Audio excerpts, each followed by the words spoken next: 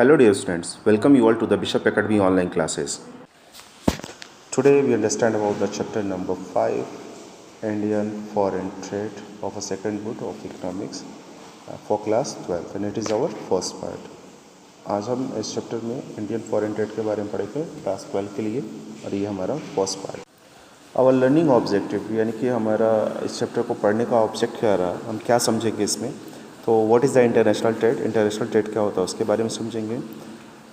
India's foreign trade at the time of independence के time में हमारा फॉरेन ट्रेड क्या था उसके बारे में, और India's foreign trade after independence and after inward looking trade strategy के बारे में समझेंगे।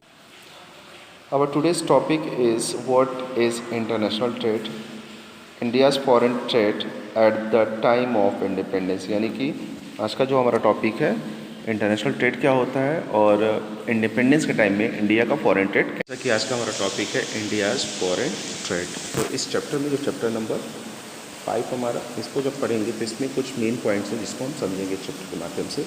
तो पहला है कि what is international trade, international trade क्या होता है उसके बारे में। India's foreign trade at the time of independence, आज़ादी के टाइम पे जिससे हम आज़ाद होने वाले थे उस समय की सिचुएशन हमारी क्या थी फॉरेन ट्रेड के लिए, और India's foreign trade after independence, आज़ादी के बाद की सिचुएशन क्या थी हमारे ट्रेड की। And after that the inward looking trade strategy, या फिर कहिए कि इम्पोर्ट सब्सटीट्यूशंस स्ट्रेटजी की अगर बात करें तो ये सिचुएशन हमारे उस समय क्या थी, कैसी थी, उसके बारे में इस चैप्टर में पढ़ेंगे। अब पहला टॉपिक हमारा आता है what is international foreign trade या इंटरनेशनल ट्रेड। तो इंटरनेशनल या फॉरेन ट्रेड की जब बात करते हैं तो एक चीज़ समझिए, जब एक कंट्री दूसरी कंट्री से, यानी कि एक कंट्री दूसरी कंट्री से परचेज एंड सेल करने का काम जब करती है तो इस तरह की, यानी कि एक या एक से अधिक कंट्री के साथ वो अगर इस तरीके के काम करती है तो वो क्या होती है, इंटरनेशनल ट्रेड पॉलिसीज़ को फॉलो करती है, यानी कि वो इंटरनेशनल ट्रेड को मेंटेन करती है। यानी कि हम अपनी ज़रूरत की चीज़ों को दूसरी कंट्री से देते हैं और उनसे हम दूसरी कंट्री की उनकी ज़रूरत की चीज़ों को देने का काम करते हैं और उनसे हम अपनी ज़रूरतों की चीज़ों को लेने का काम करते हैं। तो इस तरह की सिचुएशन में जो ट्रेड जनरेट होता है, जो बिजनेस हमारा जनरेट वो इंटरनेशनल ट्रेड पॉलिसी को जनरेट करने का काम करता है। अब बात करता है domestic production of certain goods may exceed there domestic consumptions. Domestic production यानी कि हम अपने घर में अपनी कंट्री में क्या प्रोड्यूस करते हैं ऑफ अ सर्टेन गुड्स, कुछ निश्चित गुड्स की मे एक्सीड देयर डोमेस्टिक कंजप्शन, क्या करते हैं उस गुड्स की, जो गुड्स हम अपनी कंट्री में बना रहे हैं वो क्या करते हैं, हम उसको ज़्यादा से ज़्यादा कंजप्शंस के लिए यूज करने का काम करते हैं, कंज्यूमर गुड्स है तो what does a country do with its surplus output. अब यहाँ पे एक चीज़ आती है, भाई हर एक कंट्री की अपनी लिमिट पॉपुलेशन है, ठीक है। अगर लिमिट पॉपुलेशन है तो वो उतनी ही चीज़ों को कंज्यूम कर सकती है जितनी उसकी पॉपुलेशन है। इन केस अगर ये क्या होता है, ये जो प्रोडक्शन है अगर वो सरप्लस आउटपुट होता है, यानी कि ज़्यादा प्रोड्यूस कर दिया था तो उस ज़्यादा प्रोडक्शन को वो करती क्या है, ज़्यादा प्रोडक्शन सिस्टम वो क्या करती है कि अपने डोमेस्टिक प्रोडक्शन में से, domestic production is equal to minus domestic consumption.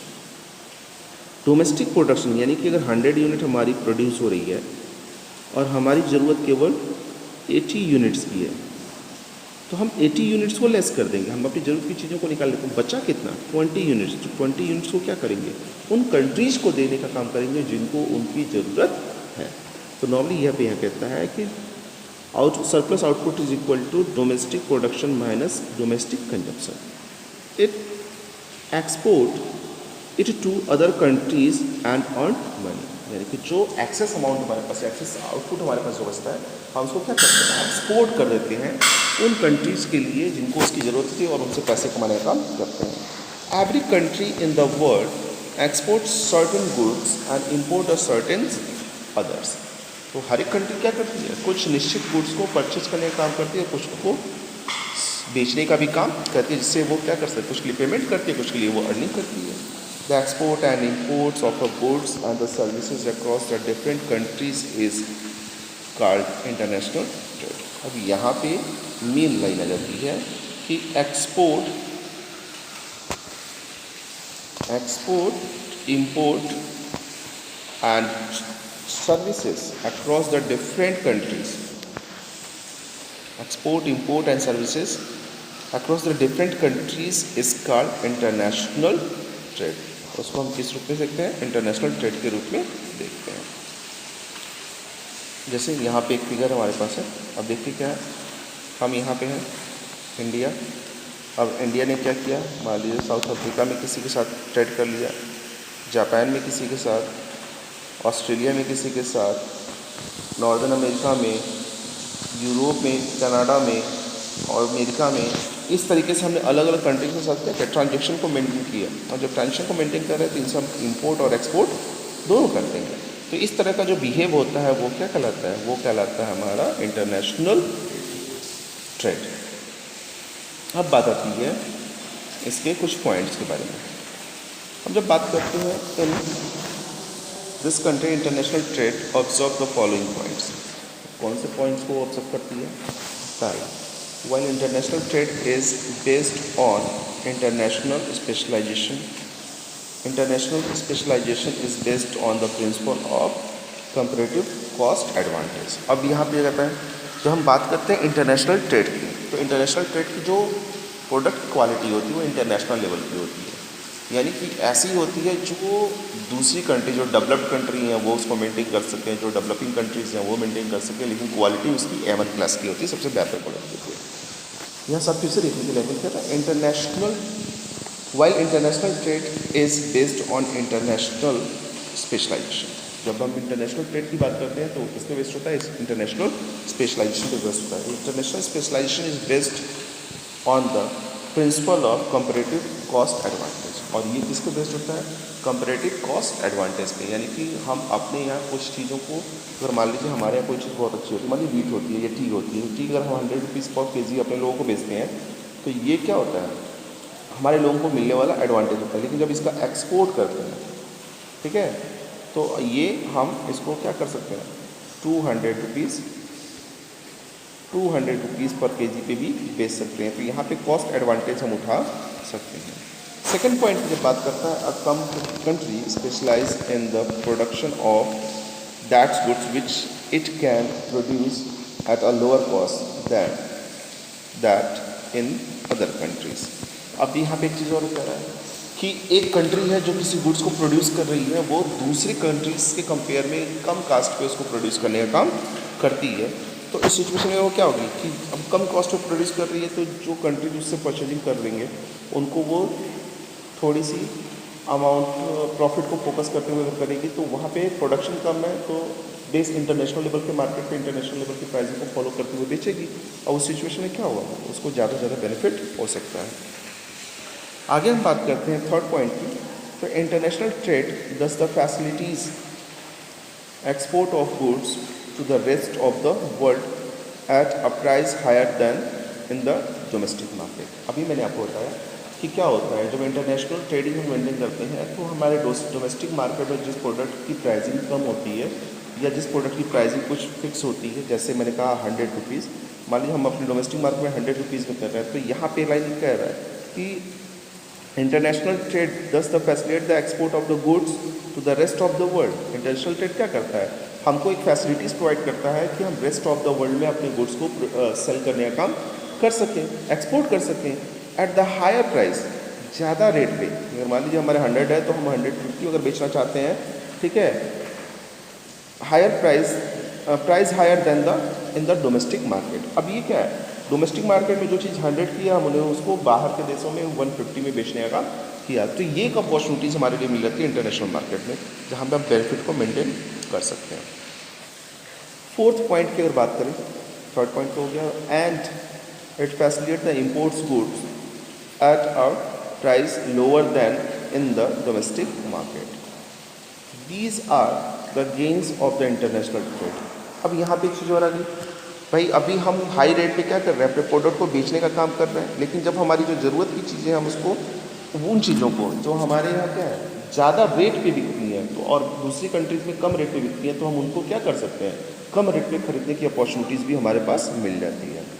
Fifth point की बात करें तो also by offering a much wider size of the market. अब यहाँ पे क्या होता है, हमारा जो प्रोडक्शन होता है उसके लिए अगर हम सरप्लस प्रोडक्टिविटी कर रहे हैं और इंटरनेशनल लेवल पे ले आके बेच रहे हैं तो हमारे पास जो मार्केट है उस मार्केट को तो हम कवर कर ही रहे हैं, लेकिन और भी कंट्रीज़ के मार्केट को कवर करना शुरू करते हैं, जिससे हमारा मार्केट क्या होता है, उसका वाइड रेंज मार्केट होता है, मार्केट बड़ा हो जाता है। International trade enhance the opportunities of the investment for the trading partners. इसके साथ साथ इंटरनेशनल ट्रेड क्या करती है, इंटरनेशनल ट्रेड में क्या होता है, हम इंटरनेशनल लेवल पे बिजनेस कर रहे होते हैं तो जो लोग जानते हैं हमारी कंपनी के बारे में वो लोग क्या करते हैं, उस अपॉर्चुनिटीज़ को जनरेट करने का काम करते हैं, जिससे वो ज़्यादा से ज़्यादा इन्वेस्टमेंट हमारे बिजनेस में कर सकें। यानी कि international trade enhance the opportunities of investment for the trading partners. Trading partners के लिए वो क्या करते हैं, इन्वेस्टमेंट का एक जरिया बन सकता है इंटरनेशनल ट्रेड। सिक्स पॉइंट की बात करें, higher investment leads to the higher GDP growth. सही बात है, हमारा इकोनॉमिकल ग्रोथ कब होगा, जब हमारा क्या हो, इंडस्ट्रियल ग्रोथ हो। और इंडस्ट्रियल ग्रोथ कब होगा, जब उसमें ज़्यादा से ज़्यादा इन्वेस्टमेंट किया जाए। तो जब ज़्यादा इन्वेस्टमेंट होगा तो जीडीपी ग्रोथ भी हमारी ज़्यादा होगी, प्रोडक्टिविटी भी ज़्यादा होगी।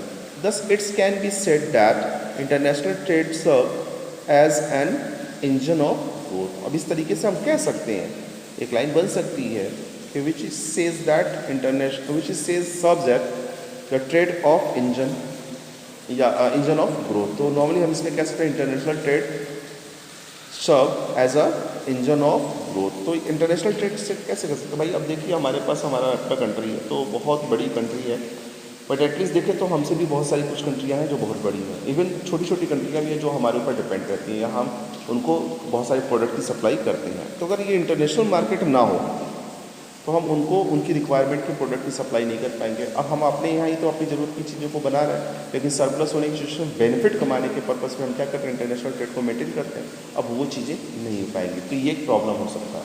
लेकिन इसके होने से क्या, इंटरनेशनल ट्रेड होने की वजह से क्या है कि हमारे पास एक वाइड एरिया ऑफ मार्केट मिल जाता है, जिससे क्या होता है, हमारा मार्केट जब ज़्यादा होगा तो लोगों तक ज़्यादा प्रोडक्ट जाएगा, लोगों तक ज़्यादा प्रोडक्ट तो लोगों को इफेक्ट हमारी मार्केट में आएगी, और फिर जब मार्केट आएगी तो लोग हमारा यहाँ इन्वेस्टमेंट भी करेंगे, और जब इन्वेस्टमेंट करेंगे तो हमारे पास हमारी जो जीडीपी है वो भी क्या होगी, बढ़ेगी। इस तरीके से देखा जाए तो हमारा जो बिज़नेस है वो क्या है, आगे बढ़ता चला जाएगा, और हमारा इंटरनेशनल ट्रेड बहुत ही इंपॉर्टेंट रोल प्ले करता है। अब देखिए gains of the international trade, हमको इंटरनेशनल ट्रेड से क्या क्या गेन, क्या क्या फ़ायदा है। तो जैसा कि वहाँ कुछ बताया गया पहले, यहाँ पे भी कह रहा है कि international trade facilitate the international specialisation. ये क्या करता है, हमको इंटरनेशनल स्पेशलाइजेशन देने का काम करता है। यानी कि यहाँ पे जो प्रोडक्ट होती है वो स्पेशलाइज कैटेगरी की होती है, बहुत ही अच्छी क्वालिटी की होती है। साथ ही साथ दूसरा पॉइंट कहता है international trade helps to finding the market for the surplus domestic output. ये क्या करता है, हमारे जो सरप्लस डोमेस्टिक आउटपुट होते हैं उनके लिए मार्केट को सर्च आउट करने का काम करता है। यानी कि ये मार्केट भी प्रोवाइड करता है जहाँ पे हम अपने प्रोडक्ट को अपनी कंट्री के अलावा भी बेच सकते हैं। फिर international trade facilitate the import for the essential goods and services which can not be compatibly the produce in the domestic economy. अब देखिए आज हम छोटा सा एग्जांपल, हम क्रूड ऑयल की बात कर लें, हम सऊदीया से लेते हैं, ईरान से लेते हैं, रसिया से लेते हैं, इवन अमेरिका से भी लेते हैं। तो हम अपनी प्रोडक्टिविटी का आज के टाइम में केवल 25% ही क्रूड ऑयल को प्रोड्यूस करने का काम करते हैं, लेकिन हम बाकी का क्या करते हैं, दूसरी कंट्रीज़ से लेने का काम करते हैं। अब दूसरी कंट्रीज़ के होने की वजह से क्या है कि हमको हमारी ज़रूरत के हिसाब से क्या होता है, वो मटेरियल मिल जाता है, हम इंपोर्ट करने का काम करते हैं। अगर ये इंटरनेशनल ट्रेड नहीं होता तो हमारे पास क्या होती, बहुत ही कम क्वांटिटी में पेट्रोलियम ऑयल्स होती, जो हम अपनी ज़रूरतों को पूरा नहीं कर पाते। फिर हम बात करते हैं international trade is an important means of earning foreign exchange.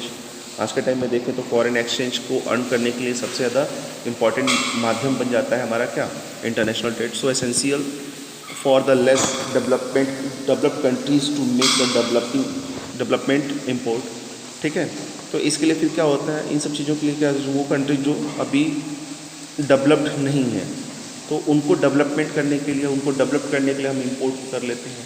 मान लीजिए क्या है कि हम डेवलपिंग कंट्री हैं और हमें मैकेनिज्म की रिक्वायरमेंट है, तो हम क्या करते हैं, फॉरेन एक्सचेंज के बेसिस पे क्या करते हैं, हम अपनी ज़रूरत की चीज़ों को खरीदने का काम कर लेते हैं दूसरी कंट्री। अभी देखिए आपने हाल ही में राफेल इंडिया में आया, ठीक है, फ्रांस से, तो कहीं ना कहीं अगर ये इंटरनेशनल ट्रेड नहीं होता तो हम राफेल को अपने पास नहीं ला पाते। फिर हम बात करें international trade promotes the quality of the life of a people of a trading countries. International trade क्या करता है, वो कंट्री जो ट्रेडिंग करने का काम करती है उनकी लाइफ को भी बड़ा करने का काम करता है, उनके स्टैंडर्ड ऑफ लिविंग को इम्प्रूव करने का काम करता है। कैसे? आज के टाइम में देख लीजिए, हमारे पास टोयोटा, बहुत सारी ऐसी गाड़ियाँ हैं जो फॉरेन कंट्रीज से आती हैं, जैसे टोयोटा हुआ, डिज़ायर हुआ, क्या होते हैं, BMW हो गया, फरारी हो गया। तो ये सब जो व्हीकल्स हैं वो बहुत ही एक्सपेंसिव है, जो कि इंटरनेशनल लेवल की मार्केट से ही हमारे पास आती है। सिविल से देखें तो हमारे पास अपनी टेक्नोलॉजी पहले नहीं थी, जैसा मैंने आपको पहले बताया था कि टेक्नोलॉजी न होने की सिचुएशन में हम ट्रेडिशनल फार्मिंग को ज़्यादा यूज़ करते हैं। अब आज के टाइम में क्या है, हमारी इकोनॉमिकल डेवलपमेंट हो रही है, लेकिन हमने मैकेनिज्म को बढ़ाने का काम किया। मैकेनिज्म बढ़ा कहाँ से भैया? हमने इंटरनेशनल लेवल से क्या किया, अच्छे अच्छे इक्विपमेंट्स लेके आने का काम किया, कैपिटल एसेट्स लाने का काम किया, जिससे हम अपने ग्रोथ को मेंटेन कर सकें। अब यहाँ पे जैसे कहा रहा है कि international trade promote the quality of life of a people of a trading opportunities, because the people get the variety of the goods and services at the internationally competitive rate। तो अब हमें क्या है, अब हमें वैरायटी ऑफ द गुड्स यानी कि अलग अलग तरीके के गुड्स मिल जा रहे हैं। जैसे हमारे पास जब क्लोज इकॉनमी थी तो सिचुएशन ये थी कि हमारी जो इंडस्ट्री जो बनाती है हम उसी तरह के प्रोडक्ट को केवल इस्तेमाल करते। अब ओपन इकॉनमी में हो गया क्या कि हमसे बेहतर जो बनाने वाले हैं उनके लिए भी मार्केट ओपन हो गया। तो अब वो प्रोडक्ट जो हमको दे रहे हैं अगर हमसे बेहतर है तो हम उस बेहतर प्रोडक्ट को क्या करते हैं, यूज करके अपने लाइफ को बेहतर करने का काम कर पा रहे थे। 6 पॉइंट की अगर बात करें तो normally international trade enhance the opportunities of investment through the expansion of the market. अब क्या है, मार्केट को बड़ा करने के बेसिस पे देखें या मार्केट के बड़ा होने की वजह से क्या है, अगर इंटरनेशनल हम मार्केटिंग करते हैं तो बड़ा होने की वजह से क्या है, इन्वेस्टमेंट भी हमारे पास आता है। यानी कि अगर हमारी कंपनी अच्छा काम कर रही है और इंटरनेशनल लेवल पर काम कर रही है तो उस सिचुएशन में क्या है कि जो कंपनी जितना ज़्यादा मार्केटिंग कर रही है इंटरनेशनल लेवल तो वहाँ के लोग उसमें इंटरेस्टेड होते हैं और इन्वेस्टमेंट करने के लिए भी तैयार हो जाते हैं। 7th पॉइंट की बात करें, जैसा कि आपको पहले दिखा कि एक क्या है, ये एक इंजन के रूप में काम करता है, engine of growth. International trade serve as a engine of growth to accelerate the pace of GDP growth. क्यों? क्योंकि भैया आज के टाइम में भी हम देखें तो हमारी इकॉनमी जो है वो बैकवर्ड इकॉनमी के रूप में आती है, लेकिन हाँ पिछले कुछ समय से बहुत तेज़ी से हम आगे बढ़ने वाली फास्ट ग्रोइंग इकॉनमी के रूप में सामने हम आ रहे हैं। तो ये सारी चीज़ें क्या करती हैं, फास्ट ग्रोइंग इकॉनमी के होने की सबसे रीज़न क्या है, इंडस्ट्रियलाइजेशन का तेज़ी से बढ़ना। हम बात करेंगे 2nd point, India's foreign trade at the time of independence, यानी कि आज़ादी के टाइम में हमारा इंडियन फॉरेन ट्रेड कैसा था। तो note the following observation carefully and glimpse of the Indian foreign trade at the time of independence. तो कौन कौन सी चीज़ें हैं जिसको हमको नोट करना चाहिए, जो हमको जानना चाहिए उस समय। तो पहला था Indian economy suffered it's colonial exploration during the British. ठीक है, ब्रिटिश रूल्स के टाइम में हमारी जो इंडियन इकॉनमी थी वो प्रॉपरली सफ़र कर रही थी कॉलोनी, क्योंकि आपको पता है कि ब्रिटिशर्स ने ऐसी पॉलिसीज़ को जनरेट करने का काम किया जिससे उनकी इकोनॉमिकल डेवलपमेंट हो, लेकिन हमारे यहाँ हमारा खुद का इकोनॉमिकल डेवलपमेंट ना हो। क्योंकि इसका सबसे रीज़न क्या था, उन्होंने हमें फिनिश प्रोडक्ट प्रोड्यूसर से क्या किया था, रॉ मटेरियल प्रोड्यूसर के रूप में जनरेट कर दिया था। 2nd पॉइंट बात करें तो British used our natural resources as a raw material for their domestic industrial output. अब ब्रिटिशर्स उसमें क्या कर रहे थे, हमारे जो नेचुरल रिसोर्सेज थे उनको as a raw material use करते थे अपने खुद के डोमेस्टिक इंडस्ट्रियल आउटपुट के लिए। यानी कि यहाँ से रॉ मटेरियल जाता था ब्रिटेन में और ब्रिटेन में उस मैकेनिज्म को इस्तेमाल करके वो उसको फिनिश गुड्स में कन्वर्ट करते थे और फिर लाके उसको वर्ल्ड वाइड बेचने का काम करते थे। तो ये एक सिचुएशन थी। आगे अगर देखें 3rd पॉइंट की बात करें, besides being a source of a raw material the Indian economy was also exploit as a market of British industrial goods. अब यहाँ पे एक प्रॉब्लम है, ब्रिटिशर्स ने क्या किया था, हमारी इकॉनमी को एक ऐसी इतना ज़्यादा एक्सप्लॉइट किया था। अब यहाँ पे ऐसी पॉलिसीज़ उन्होंने बना रखी थी कि अगर हम अपने प्रोडक्ट को फिनिश गुड्स को बनाते हैं और बेचते हैं अपनी कंट्री में तो हमें टैक्सेस ज़्यादा देना पड़ते थे, लेकिन अगर वहीं पे हम ब्रिटिशर्स गुड्स को ब्रिटिश कंपनियों के थ्रू प्रोड्यूस किए जाने वाले गुड्स को अगर बेच देते तो हमें टैक्स के नाम पे कुछ भी नहीं देना पड़ता था। तो इस सिचुएशन में क्या था, टैक्स लगने की वजह से हमारे प्रोडक्ट की प्राइस जो थी वो ज़्यादा हो जाती थी और टैक्स फ्री होने की वजह से क्या था, जो ब्रिटिशर्स प्रोडक्ट की प्राइसिंग थी वो कम होती थी। तो इनकम ऑफ लेवल भी हमारे यहाँ लोगों का कम था, जिसकी वजह से वो ब्रिटिशर्स प्रोडक्ट को ज़्यादा इस्तेमाल करने लगे थे। रीज़न क्या था, वही क्योंकि उन्होंने हमारे मार्केट में जो हमारे फिनिश गुड्स प्रोड्यूस होते हैं उनको एक खूब अच्छे तरीके से एक्सप्लॉइट करने का काम किया था। फिर से लैंग्वेज देख लीजिए, beside the being a source of a raw material, Indian economy was also exploited as a market of for the British industrial goods. Indian economy को क्या किया गया था? ब्रिटिश इंडस्ट्रियल गुड्स के लिए जनरेट करने का काम किया गया था, जिससे यहाँ की मार्केट को खूब एक्सप्लॉइट करने का काम किया गया था ब्रिटिश इंडस्ट्रीज के लिए। फोर्थ पॉइंट की अगर बात करें, the sustainable export of the raw material from India gave some imputes to the value of its international trade, which had significantly declined owing the decade of the Indian handicraft। तो मैंने आपको पहले बताया था कि ब्रिटिशर्स ने हमारे handicraft की जो मार्केटिंग तो उसको इस अपनी पॉलिसीज़ के बेसिस पे लगातार डिक्लाइन करने का काम किया और अपनी चीज़ों को प्रमोट करने का काम किया। जैसा यहाँ लाइन कह भी रहा है, the sustainable export of a raw material. अब क्या था, हम फिनिश गुड्स जो प्रोड्यूस कर रहे थे, अब हम क्या हुए? एक्सपोर्टर ऑफ रॉ मटेरियल गए। From India gave the some inputs to the value of international trade. अब इसमें क्या हुआ कि रॉ मटेरियल को प्रोड्यूस करने की वजह से क्या हुआ, हमने अब अपने आप को रॉ मटेरियल प्रोड्यूसर के रूप में रिप्रेजेंट करना शुरू कर दिया इंटरनेशनल ट्रेड के लेवल पे। And which had a significantly decline owing to decay on the of the Indian. जब हम फिफ्थ पॉइंट की बात करते हैं तो on the eves of independence our balance of trade, that's not export minus import was favourable. Export हमारा ज़्यादा था और इम्पोर्ट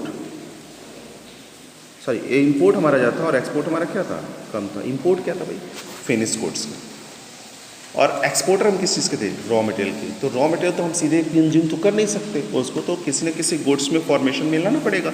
तो गुड्स फॉर्मेशन में लाने से के पर्पज़ पे देखें तो हमारे यहाँ की इंडस्ट्री धीरे धीरे डिक्लाइन होनी शुरू हो गई थी, खत्म होनी शुरू हो गई थी। अब ब्रिटिशर्स के प्रोडक्ट ही हमारे पास आते थे या अदर कंट्रीज के प्रोडक्ट आते थे, तो हम इम्पोर्टर हो गए। हम एक्सपोर्टर से क्या हो गए? इम्पोर्टर ऑफ द गुड्स हो गए। आगे की अगर बात करते हैं सिक्स पॉइंट की, तो in 1946 to 47 the exceed of exports over the imports was estimated as the 31 crore, though in 1947 to 48 the balance of a trade has stuck to the 14 crores। अब देखिए यहाँ पे जो कह रहा है कि अगर excess of the export over the import, हमारा एक्सपोर्ट क्या था? ज़्यादा हो गया था। किससे? इम्पोर्ट से। भैया यहाँ पे भी हमारा एक्सपोर्ट क्या था? ज़्यादा था और इम्पोर्ट कम था। रीज़न क्या था? यहाँ इम्पोर्ट की सिचुएशन की बात करें तो हम केवल रिक्वायर्ड गुड्स जो हमारे लिए लाइफ के हमारे जो एसेंशियल गुड्स जो हमारे थे, हम उसको इंपोर्ट करने का काम करते हैं। एक्सपोर्ट में हमारा रॉ मटेरियल, हम ज़्यादा से ज़्यादा raw material, we are the exporter at that time. तो इस सिचुएशन में क्या था कि यहाँ पे कह रहा है कि एक्सपोर्ट हो गए और हमारा एक्सपोर्ट जो था एक्सीड करने लगा इम्पोर्ट पे। Was estimated as of 31 crore. ये कितने तक का लगभग हो गया था? 31 करोड़। थ्रू इन दो इन द 1947 to 48 में हमारा जो एक्सपोर्ट था वो लगभग 41 करोड़ हो गया था और जो बैलेंस ऑफ ट्रेड था हमारा 14 करोड़, यानी कि एक्सपोर्ट इंपोर्ट के बीच का जो डिफरेंस था वो हमारे पास कितना था? 14 करोड़ का था। आगे जब हम बात करते हैं फिफ्थ पॉइंट की, as a regular direction of trade it was largely confined restricted to the Britain.